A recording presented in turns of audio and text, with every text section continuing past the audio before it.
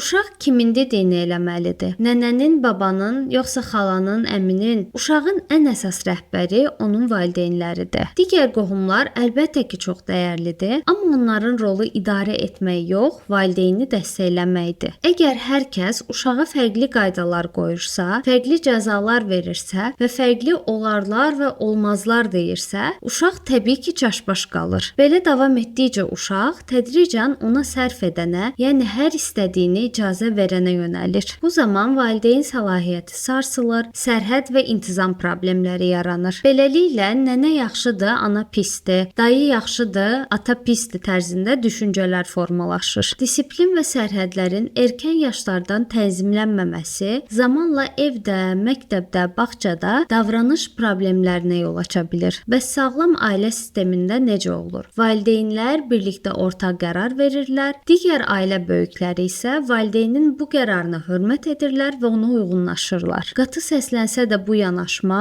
uşağın psixoloji sağlamlığı üçün çox vacibdir.